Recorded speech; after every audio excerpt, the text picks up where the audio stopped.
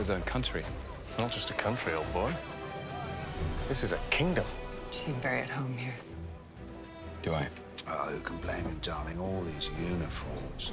Still, it's not as pretty as the seaside cottage, is it?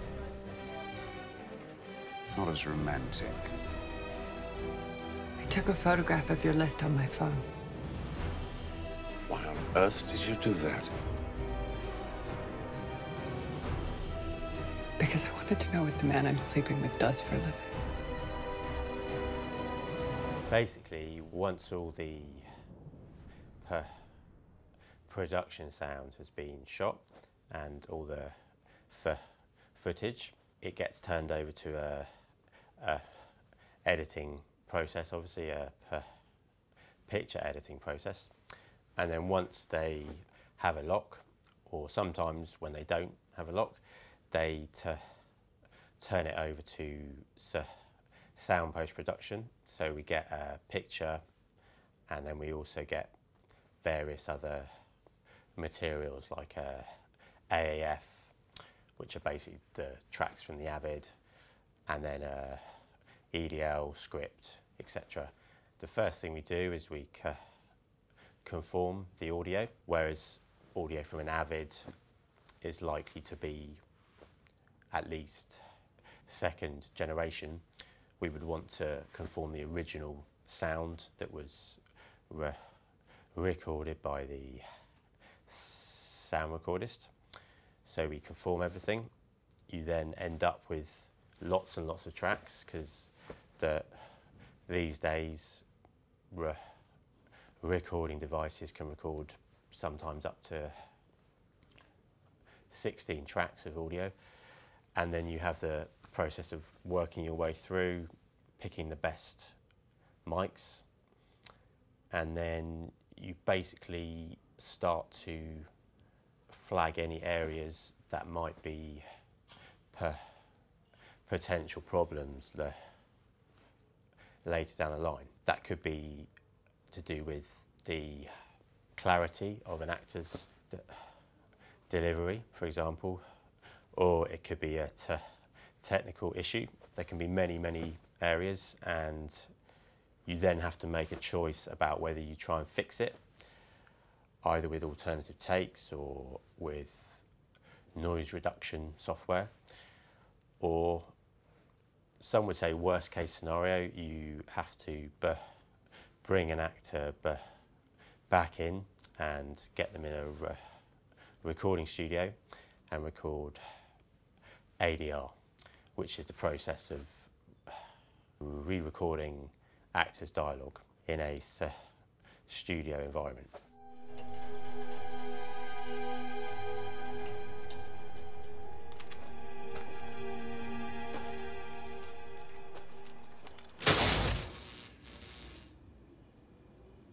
This was a challenging scene because it's a nighttime scene and everyone is basically asleep, and so we had to make sure that everything was as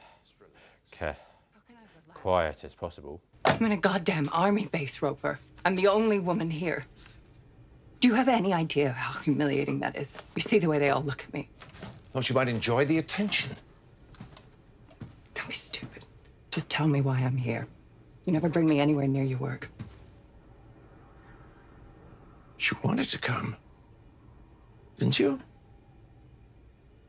Well, now that you're here, someone has been prying into my affairs. Perhaps you can help me work out who. Something that we did actually throughout the series, because we got great coverage from Itor, the sound recordist, and what we actually did was used both mics.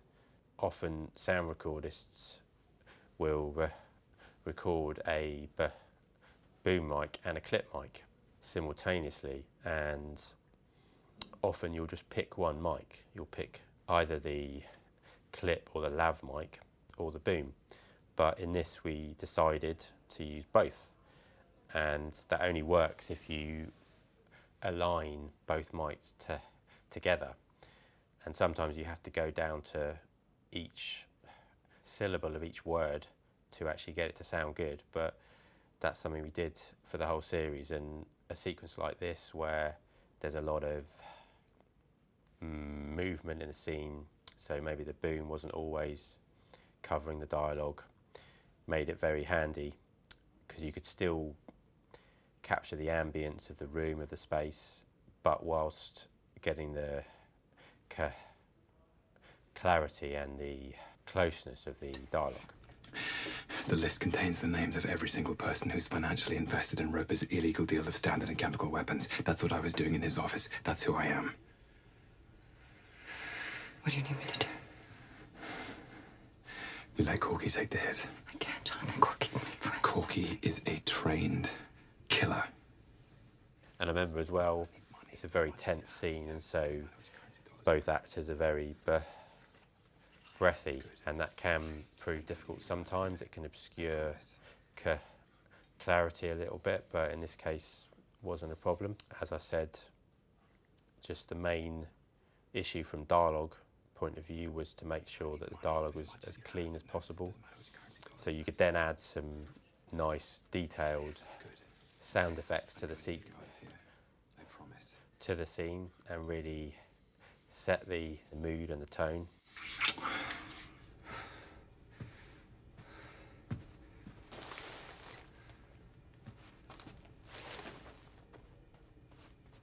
I would say almost my biggest responsibility is making sure that the sound recordist's work gets transferred to the final mix in the best possible way. So rather than use the AAF, I go, no, there's some better stuff here.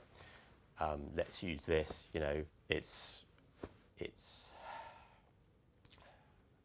more work for me, more work for any dialogue editor, but you want to make sure that you have the best possible sound available. What's always a nice moment I find actually is when, because often in the picture edit they're listening to a mixed track of the audio, and what's always a nice moment is actually presenting the dialogue to the director, whoever, when you've gone back to the multi-track and suddenly stuff sounds a lot better. Even just by doing that process, you improve things. Anyone can betray anyone, Jonathan. You should know that.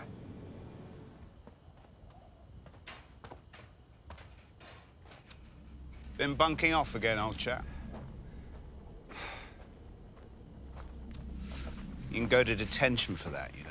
This whole sequence, just watching it back, makes me realise that everything had to be so quiet and controlled, and there's a lot of silence or presence or breathing, and you know, sometimes that's the hardest stuff to edit, to sound edit, because you can't just have nothing, you still need sound, and so we had to make sure all of the breathing was there, and if not, we ADR'd some breathing. And now we've got the fight between Corky and Pine, and I distinctly remember one issue here was we were relying on radio mics here, and so the punches, when Pine starts punching Corky and he's punching his radio mic, but somehow we managed to use it all. And yeah, again, I think that's testament to Aitor's positioning of his clip mics, and because I think here the boom was pretty noisy, like a lot of foot scrapes. But yeah, we managed to use the clip mic for that whole fight sequence. We didn't ADR the fight sequence. ADR'd reactions can sound a little bit stuck on, so I think it was great that we could use the original fight sound. Jesus. What the hell happened? I found him at the fence. I don't know how long he was outside. He may have met someone. The whole way through, it was really just about, for this sequence, it was just about kind of keeping it alive and keeping the energy in the sound alive, and having those little touches of whether it's Foley or a little bit of ADR breathing, or, you know, because there were quite long stretches where there's no dialogue, which is, I think, is fantastic because it really draws you in to the action. You feel like you're part of the action. Great sequence. You've been lying to me about Limpet. You've had someone on the inside all along. I need to know who. This isn't just about me. There is a whole system that keeps our country where we want it, amongst the elites punching above our weight. Well, it's a state of being. An ontology, if you like, and it has to be maintained. I mean, we need Richard Roper. One thing early on that struck me about the Night Manager was the pacing of it. It was really nicely paced, and in a good way, from my point of view, that's also nice because there were quite long sequences where there was no dialogue in it, which is great because there's less dialogue to then listen to, and does that need to be ADR, does that not, etc. So it was paced nicely. There wasn't kind of, you know, there weren't huge challenges, I would say, from a sound point of view. And you obviously had a fantastic cast who, you know, were very good, and there were no specific issues where you said, you know, sometimes on a per production you might have a accent issue, or you might have a clarity issue, or you might have a technical issue. But on this production, that wasn't really the case. So we sort of listened to it, and obviously I worked as part of a team. So when you're listening and you're kind of making choices, you have to make sure you're all on the same page. So, you know, everyone works in a different way. So one re-recording mixer works in a different way to another, and one effects editor works in a different way. So it was very important that I was in communication with them all the way through to make sure that I wasn't going down a particular path, you know, because sometimes, you know, you've got all this technology at your disposal, but actually you don't always need to clean stuff up because it might be a noisy scene, or it might, you know, lend itself to having a bit of noise, whereas if you try and clean everything to the point where there's no background noise, sometimes you suck a bit of the life out of it. There was both, obviously, the foreground dialogue, principal dialogue, but then also, obviously, we do a group recording session where we'll get actors in to actually voice all of the supporting actors who are in the background of scenes. So particularly in the Night Manager, that obviously we were hopping all over the world, you know, in terms of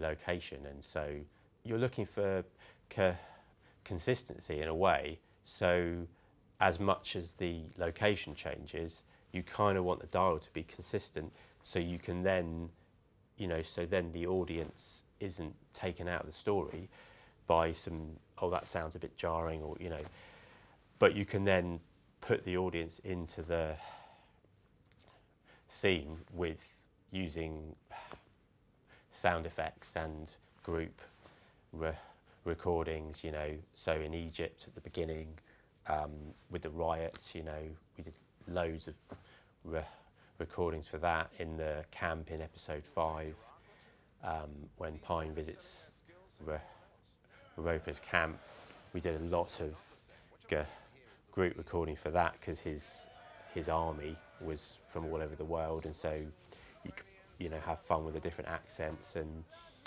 yeah, so you're kind of, on the one hand, you're trying to get complete consistency, but on the other hand, trying to then sort of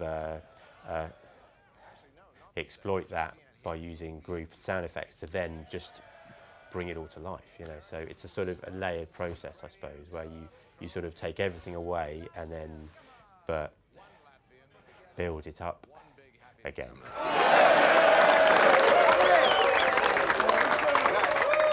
Aye, but with no mum. Well, in that case, I will be mother. Don't be a tit, Sandy. These men are about to operate some extremely heavy machinery. Besides, that won't be anything like cold enough. How have you been, Alexei? Leg all right? Good. My job is very much about kind of, as I said before, about ironing out the bumps and just kind of giving the audience a very, very smooth experience from an audio point of view, so that at no point are they taken out of the story. And of course I can't claim all credit for that, because obviously I tour the sound recordist, then me, then ultimately Howard, the re-recording mixer. That's ultimately his job to, well, to then bring it all together, music, sound effects and dialogue. But I would hope that my involvement gives Howard the best possible start to then, you know, really bring it all together. But yeah, I mean, you know, if we did record ADR, then hopefully the audience didn't notice that. If they did, then I guess it's my fault. But you know, so there are certain areas where you could say that you would notice, but you normally notice when it's been done badly. So you know, hopefully they didn't notice.